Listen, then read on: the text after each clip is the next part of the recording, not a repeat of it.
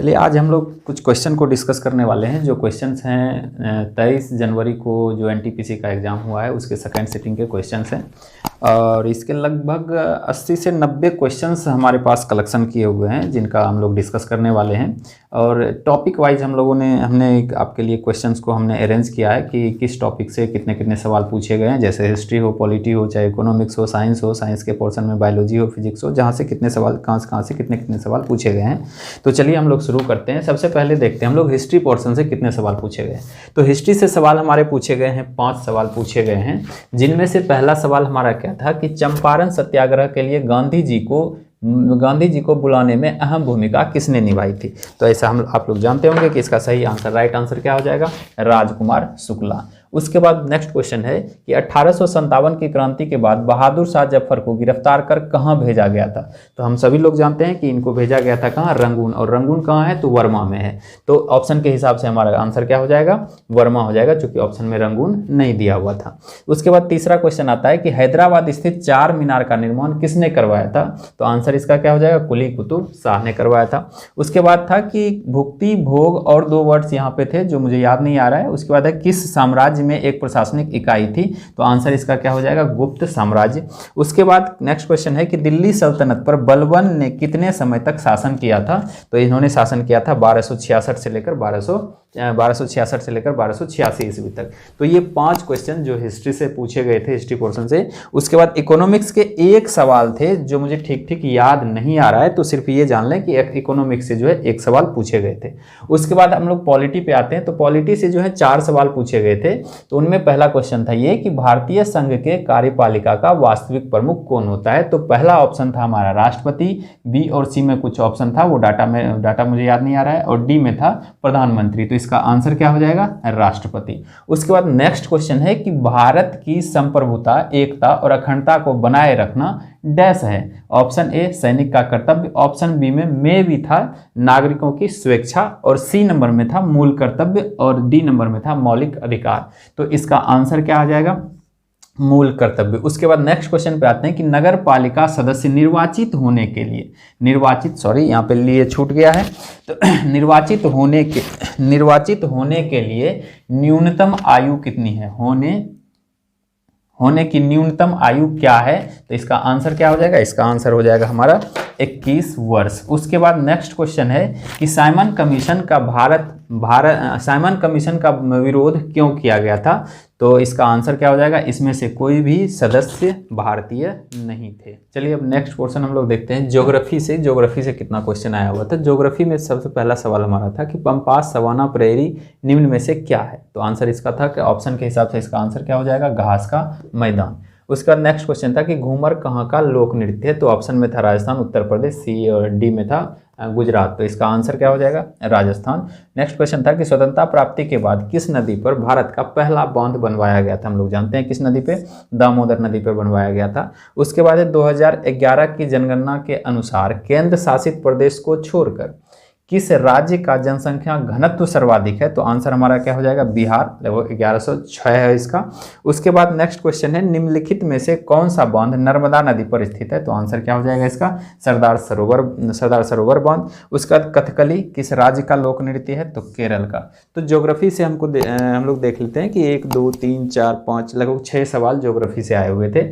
उसके बाद नेक्स्ट है कंप्यूटर से देखते हैं कि कंप्यूटर से कितने सवाल। कंप्यूटर से हम लोगों को देखने को 3 सवाल मिले थे, जिसमें पहला सवाल हमारा था क्या कि हार्ड डिस्क किस प्रकार की मेमोरी थी, प्राइमरी, सेकेंडरी या टर्सरी। तो हमारा आंसर क्या हो जाएगा, ये सेकेंडरी मेमोरी होती है। उसके बाद है नेक्स्ट सवाल निम्न में से कौन सा हार्डवेयर नहीं है। तो इसमें से हार्डवेयर सीपीयू हमारा कीबोर्ड है, प्रिंटर है, लेकिन इसमें माइक्रोसॉफ्ट क्या है, ये हमारा सॉफ्टवेयर है, तो ये हार्डवेयर नहीं है। उसके बाद नेक्स्ट क्वेश्चन था कि मॉडेम जुड़ा होता है। तो मॉडेम किससे जुड़ा होता है, तो मॉडेम हम लोग जानते हैं कि मॉडेम जुड़ा होता है कि दूर संचार माध्यम से जुड़ा हुआ होता है। उसके बाद मिसलेनियस टाइप से अगर हम देखें तो मिसलेनियस टाइप से भी 3 सवाल थे, जिसमें पहला सवाल ये था कि भेल कंपनी जो है वो क्या है, नवरत्न है या महारत्न है। तो हम लोग जानते हैं इसका आंसर क्या हो जाएगा, महारत्न। उसके बाद था पुस्तक पद्मावत के लेखक कौन है। तो आंसर क्या होगा, मलिक मोहम्मद जायसी। उसके बाद था कि कार्बन डाइऑक्साइड का उत्सर्जन सबसे ज़्यादा किस में होता है। तो ऑप्शन के हिसाब से देख लीजिए क्या था कि कपड़ा उद्योग में, थर्मल पावर प्लांट में, कृषि में या मीट उद्योग में। तो आंसर हमारा क्या हो जाएगा, थर्मल पावर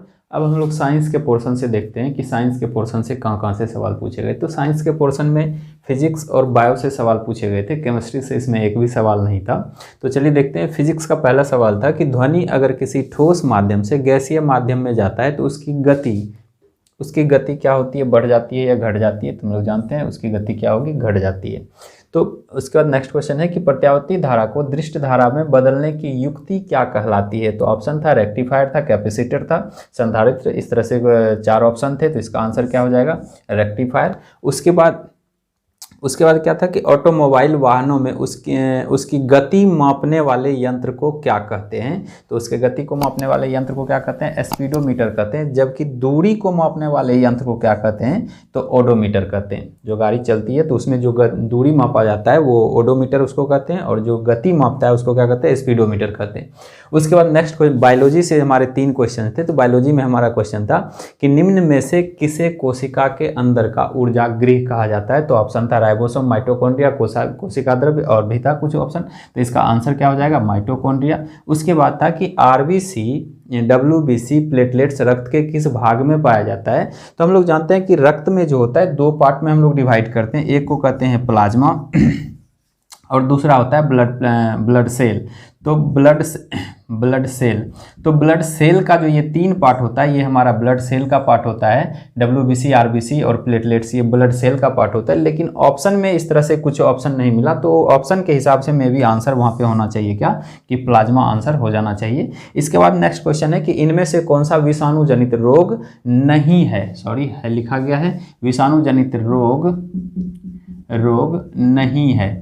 तो इनमें से इन्फ्लुएंजा विषाणु जनित है, चेचक विषाणु जनित है, ट्यूबरकुलोसिस ये क्या है, तो ये जीवाणु से होता है। तीसरा खसरा, ये भी विषाणु जनित है। तो ये हमारे साइंस से जो थे 6 क्वेश्चंस थे, जिसमें केमिस्ट्री से आपके एक भी सवाल नहीं पूछे गए थे। चलिए अब हम सबसे इम्पोर्टेंट पार्ट जो है वो करंट का, जिसके बारे में कहा जाता है कि 3 से 4 सवाल ही करंट से पूछे जा रहे हैं, 3 से 4 सवाल ही पूछे जा रहे हैं। तो मैं आपको दिखा दूं कि कुल 13 सवाल मैं आपके बोर्ड पे लिख चुका हूं कि जो 23 तारीख के सेकंड शिफ्ट में पूछा जा चुका है।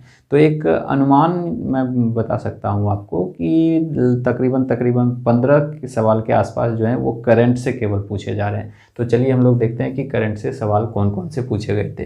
तो पहला सवाल था कि भारत यूएनओ का अस्थायी सदस्य बना है, तो अब तक कुल कितनी बार भारत अस्थायी सदस्य बन चुका है? तो इसका आंसर क्या हो जाएगा, कुल अभी तक 8 बार बना है। उसके बाद नेपाल की लड़की वंदना नेपाली ने लगातार 126 घंटे तक नृत्य कर किस नृत्यांगना का रिकॉर्ड तोड़ा है? तो उसमें जो ऑप्शन था वो हेमलता, वैजयंतीमाला थी। तो इसका आंसर हो जाएगा क्या, हेमलता। कुछ इसका टाइटल था, टाइटल हमें याद नहीं है। उसके बाद है कि भारत की ओर से हाल ही में किसे बांग्लादेश में उच्चायुक्त पद पर नियुक्त किया गया है? तो इसका आंसर क्या हो जाएगा, विक्रम दुरईस्वामी। उसके बाद संयुक्ता नाम से युद्ध प्रणाली को किसने विकसित किया है? तो डीआरडीओ के साथ और कोई कंपनी इसके साथ है जिसने इसको विकसित किया है।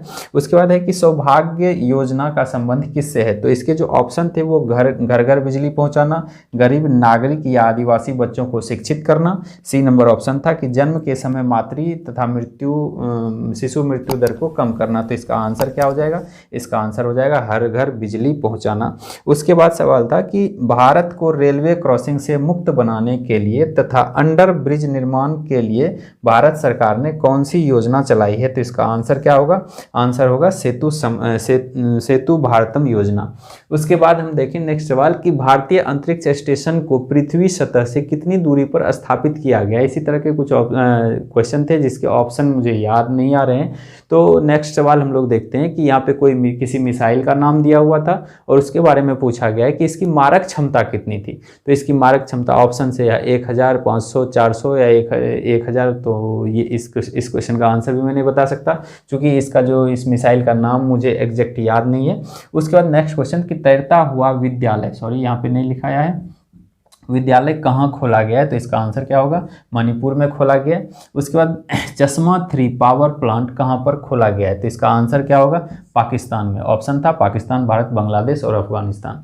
नेक्स्ट सवाल है कि 2019 में कहाँ चर्च और होटलों पर आतंकी संगठनों द्वारा हमला किया गया था, इसका आंसर क्या होना था कि श्रीलंका। नेक्स्ट सवाल है कि 2019 में किस कंपनी द्वारा न्यूयॉर्क में हवाई टैक्सी सेवा शुरू की गई, तो ऑप्शन में उबर था, एप्पल था और भी कुछ थे ऑप्शन में, तो इसका आंसर जो होगा वो क्या होगा, उबर हो जाएगा। उसके बाद नेक्स्ट सवाल है कि संयुक्त राष्ट्र के आर्थिक और सामाजिक मामलों के विभाग द्वारा जारी 2016 की वर्ल्ड सिटीज रिपोर्ट के अनुसार 2023 तक 10 मिलियन से अधिक आबादी के साथ कितने मेगा शहर होंगे, तो इसका एग्जैक्ट आंसर क्या होगा, इसका एग्जैक्ट आंसर हो जाएगा 7। चलिए अब हम देखते हैं रीजनिंग के कुछ सवालों को कि रीजनिंग के कौन कौन से सवाल पूछे गए थे। तो सबसे पहले हम लोग देखते हैं कथन निष्कर्ष से 2 सवाल थे, जिसमें कि एक सवाल को हमने लिखा हुआ है, एक सवाल मुझे याद नहीं आ रहा है कि कथन दिया हुआ था कि सभी लाल काले हैं। निष्कर्ष में 2 निष्कर्ष थे कि कुछ काले लाल हैं और सभी काले लाल हैं। इसके आधार पे हमको आंसर देना था। इसके बाद वेन डायग्राम से 3 सवाल थे, 2 सवाल आपके कथन निष्कर्ष से थे और वेन डायग्राम से आपके 3 सवाल थे, और वो तीनों ही सवाल ये थे कि पहला तो ये दिया था कि अक्षर, शब्द एवं वाक्य के बीच जो है संबंध बताना था वेन डायग्राम से। उसके बाद था माता, पिता एवं पुरुष के बीच का संबंध बताना था, इसको भी वेन डायग्राम से। इसके बाद आदमी, धूम्रपान करने वाला व्यक्ति और एक क्रिकेट खिलाड़ी, इसका संबंध भी बताना था, किससे, वेन डायग्राम से ही बताना था। इसके बाद एक सवाल था कि असंगत को छांटिए, इसमें दिया हुआ था ऑप्शन आलू, गाजर, चुकंदर, भिंडी, तो इसका आंसर क्या हो जाएगा, भिंडी हो जाएगा। इसके बाद एक सिटिंग अरेंजमेंट से सवाल था। सिटिंग अरेंजमेंट से सवाल था कि 8 व्यक्ति था, ABCDEFG एवं H, और यह जो है किसी वृत्ताकार मेज पर केंद्र की तरफ मुंह करके बैठता है, तो उसमें दिया गया था कि कैसे कैसे क्या बैठता है, उसका सीरीज दिया गया था और इस आधार पे एक सवाल पूछा गया था, और इस आधार पे केवल और केवल एक सवाल इससे पूछे गए थे। उसके बाद है ब्लड रिलेशन से हमारा सवाल था कि राधा गीता से किसी की तरफ इशारा करते हुए कहती है कि वह मेरे माँ का इकलौता भाई का एकमात्र पुत्र है, तो वह उसके साथ उसका रिलेशन बताना था। इसके अलावे जो हमारे सवाल हैं, इसके अलावे कुछ का सवाल था ये कि हमसे पूछा जा रहा था कि यहाँ पर दिया हुआ था 0, 6, 25, 62 और यहाँ पे खाली स्थान था जहाँ पे भरना था। ये हमारा ऑप्शन क्या था, ऑप्शन था 123, उसके बाद 122 और 105 और ऑप्शन था हमारा 124। तो इसको अगर हम देखें तो ये बट रहा है कैसे, ये 2 का क्यूब माइनस 2, ये 3 का क्यूब माइनस 2, ये 4 का क्यूब माइनस 2, तो यहाँ पर क्या हो जाएगा 5 का क्यूब माइनस 2, यानी 125 माइनस 2, तो आंसर कितना हो जाएगा 123। इसके बाद जो था सवाल, इसके बाद इस तरह के सवाल थे, ब्लॉक यहाँ पर दिया हुआ था,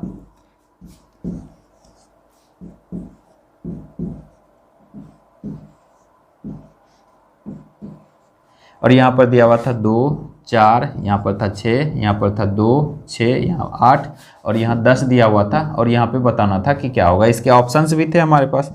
ये ऑप्शन इसका था 4, 6, 8, 2, 2, 8, डी में था 6, 4।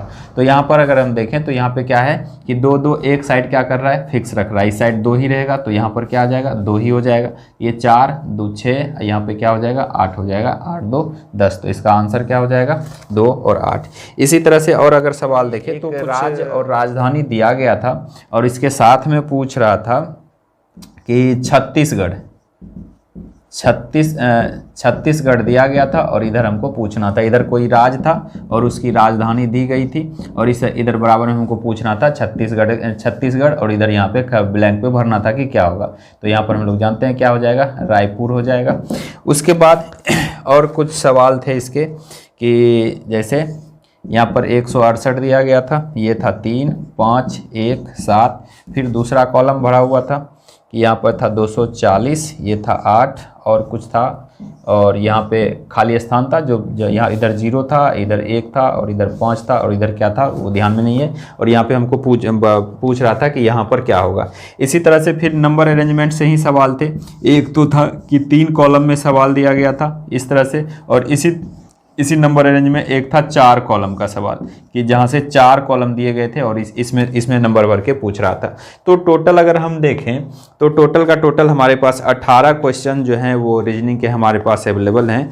तो और इसके बाद हम लोग देखते हैं अब मैथ में कहाँ से सवाल पूछे गए हैं। मैथ के लगभग 25 से 26 सवाल हैं हमारे पास, जो मैं आपसे डिस्कस करूंगा कि कौन कौन से सवाल कहाँ से पूछे गए हैं। तो चलिए हम लोग देखते हैं। मैथ का पहला सवाल है हमारा कि एक चोर 3 PM पर किसी कार से बैग लेकर 50 किलोमीटर प्रति आवर की गति से भागता है और 4 PM पर पुलिस 70 किलोमीटर की गति से उसका पीछा करता है, तो पुलिस द्वारा उसे कब पकड़ लिया जाएगा। तो अब इसको देखिए कि 3 बजे चोर भागता है 50 किलोमीटर से, और 4 बजे जो है उसको पकड़ने के लिए 70 किलोमीटर पर आवर से कौन भागती है? पुलिस भागती है। इसका मतलब 1 घंटे में ये चोर जो है वो 50 किलोमीटर चल गया होगा। तो ये 50 किलोमीटर एक घंटे में चल गया होगा। अब उसके बाद पुलिस भागता है उसका पीछा करता है, तो कितने स्पीड से ये भागता है? 70 किलोमीटर। कितना ज़्यादा? तो 20 किलोमीटर पर आवर ज़्यादा स्पीड से भागता है। तो इससे हम भाग दे देंगे तो कितना समय लगेगा? यानी कि 2-2.5 घंटे का इसको समय लगेगा पकड़ने में। तो 4 बजे ये भागा था, कितना 2.5 घंटे बाद पकड़ लेगा, यानी आंसर आ जाएगा क्या? 6:30 PM पे ये उसको पकड़ लेगा। इसके बाद के कुछ सवाल हैं जो बहुपद से सवाल पूछे गए हैं। 2 सवाल हैं, वो पूरा डाटा हमारे पास नहीं है, फिर भी मैं सवाल आपको दिखा देता हूं कि सवाल ये था कि x पे पावर 4 प्लस px³ और यहाँ पर 2 डाटा कुछ दिए गए थे। कह रहा था कि इसमें अगर x-1 से भाग दिया जाता है तो शेषफल जो है, इसमें अगर x-1 से भाग दिया जाता है तो शेषफल हमारा 2p आता है। शेषफल 2p आता है, तो इसमें p का वैल्यू पूछ रहा था, p का वैल्यू क्या होगा। इसके बाद और एक सवाल था, और एक सवाल इस तरह से था कि x² प्लस 5x-3 = 0 था। तो इसमें यह कह रहा था कि एक मूल दूसरे मूल का व्युत्क्रम है, तो उस मूल को ज्ञात करना था। इसके बाद और वर्क का सवाल था कि 8 घंटा प्रतिदिन काम करके एक आदमी किसी काम को 5 दिन में समाप्त कर सकता है, तथा दूसरा आदमी उसी काम को 6 घंटा प्रतिदिन काम करके 10 दिनों में समाप्त कर सकता है, तो दोनों मिल करके उस काम को कितने दिनों में समाप्त कर लेगा। तो एक सवाल ये टाइम एंड वर्क से था। दूसरा सवाल टाइम एंड वर्क से ही था, दक्षता के आधार पे, कि कोई आदमी एक दूसरे आदमी से 40% अधिक दक्ष है और दूसरा आदमी तीसरे आदमी से कुछ था, इसी तरह से बड़ा डाटा था।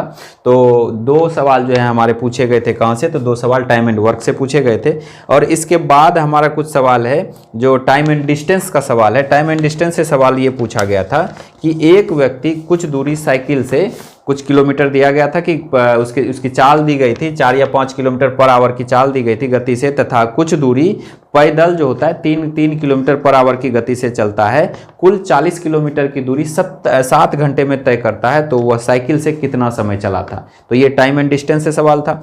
दूसरा हमारा था सिंपल इंटरेस्ट से एक सवाल था, ये कहता है एक व्यक्ति 12,000 रुपए की वॉशिंग मशीन खरीदता है। एक व्यक्ति 12,000 रुपए की वॉशिंग मशीन को खरीदता है। ठीक, अब ये पूछ रहा है, ये कह रहा है कि 2,000 रुपया तुरंत उसको देता है, 2,000 रुपया उसको तुरंत दे देता है, बाकी पैसों पर 10% वार्षिक साधारण ब्याज की दर से चुकता करने का वादा करता है और 1 वर्ष में चुका देता है। तो वॉशिंग मशीन पर उसको कितने खर्च लगे? तो 2,000 तो वही दे दिया, उसके बाद बचा कितना? 10,000। 10,000 का उसने क्या किया? 10% वार्षिक ब्याज की दर से उसको, साधारण ब्याज की दर से उसको इंटरेस्ट दिया। तो इसका कितना? 1,000 रुपया उसको इंटरेस्ट दिया, 2,000 रुपया पहले दिया और बचा कितना? 10,000। ये 10,000 रुपया उसको देगा। तो इसका आंसर कितना आ गया था? 13,000 इसका आंसर हो जाएगा। उसके बाद एक आयु से संबंधित सवाल थे, एज से संबंधित सवाल थे कि अतुल्य और प्रतुल्य की आयु का अनुपात दिया गया था और उसी के आधार पे पूछ रहा था। तो इसका आंसर आया था 99 वर्ष और 110 वर्ष, इसका ये आंसर था। उसके बाद नेक्स्ट सवाल देखते हैं कि हमारा था दिलीप और रेशियो से सवाल था कि दिलीप और एक नाम और दिया गया था कि उसके आय का अनुपात दिया गया था, उसके आय का अनुपात दिया गया था 12:13। इसके आय का दिलीप और कोई नाम था, उसका दिया गया था कि 12:13 था और उसके व्यय का अनुपात 10:13 था। और इसका बचत दिया गया था कि उसका बचत क्रमशः दिया हुआ था और तब पूछ रहा था कि उसकी आय बताइए, उसकी आय क्या होगी। इसके बाद हमारा सवाल जो था, इसके बाद सिंप्लीफिकेशन का सवाल था कि 289 गुना 289 गुना 289 प्लस 111 गुना 111 गुना 111 बटे में था कि 289 गुना 289 माइनस 289 गुना 11 प्लस 111 गुना 111। इसको अगर मान ले हम a और इसको मान ले हम b, तो ये क्या हो जाएगा a cube plus b cube बटे कितना हो जाएगा a square minus A B plus क्या हो जाएगा बी स्क्वायर। तो इसको अगर हम लोग सॉल्व करेंगे तो ये क्या आ जाएगा, इसको तोड़ेंगे तो a प्लस बी इंटू क्या आ जाएगा A square minus A B plus B square आ जाएगा। अब बटे क्या हो जाएगा A square minus A B plus B square. तो ये दोनों क्या होगा, कट जाएगा। तो आंसर हमारा क्या आ जाएगा ए प्लस बी। तो ए का मान कितना है 289 प्लस 111। आंसर कितना हो जाएगा। नेक्स्ट सवाल हमारा था कि 225 पे पावर 0.2 गुना 225 पे पावर 0.3 बटे 225 पे पावर 0.4 गुना 225 पे पावर 0.6 था। तो इसको हम लोग लिख सकते हैं क्या, 225 गुना है तो पावर क्या होगा, जुट जाएगा। इस पे पावर क्या हो जाएगा 0.2, ये इधर आके जुट जाएगा 0.3, ये नीचे में भाग है तो पावर क्या हो जाएगा, घट जाएगा माइनस 0.4 अब माइनस 0.6। जब इसको हम टोटल करेंगे तो क्या आ जाएगा 225 पे पावर माइनस 0.5। और जब इसको हम सॉल्व करेंगे तो इसको भी हम तोड़ देते हैं, इसको लिख सकते हैं 15 का स्क्वायर और इस पे पावर कितना हो जाएगा -1/2। जब इसको हम लोग सॉल्व करेंगे तो क्या आएगा 15 का स्क्वायर गुना -1/2। तो ये 2 कट जाएगा, यहाँ पे आ गया 15 पे पावर -1 बराबर क्या हो जाएगा 1/15। नेक्स्ट सवाल था हमारा कि 3.1/4 पे पावर 4 माइनस था या यहाँ पर प्लस था, इसीलिए कि मैं इसको सॉल्व भी नहीं करूँगा कि यहाँ माइनस या प्लस था, ये ध्यान में मुझे नहीं आ रहा है। उसके बाद था कि 4.1/3 पे पावर 4 और बटे कितना था 3.1/4 पे पावर 2 और माइनस 4.1/3 पे पावर 2। इस तरह से सवाल पूछे गए थे। इसको सॉल्व कर लीजिएगा आप लोग, एक बार माइनस रख के एक बार प्लस रख के कर लीजिएगा। ये माइनस था या प्लस था ये मुझे ठीक याद नहीं आ रहा है। उसके बाद नेक्स्ट सवाल था कि n प्राकृत संख्याओं का योगफल क्या होता है। तो ऑप्शन में दिए गए थे n × n + 1/2, दूसरा ऑप्शन था हमारा n × n - 1/2, उसके बाद तीसरा ऑप्शन था n - 1/2 और चौथा ऑप्शन था n + 1/2।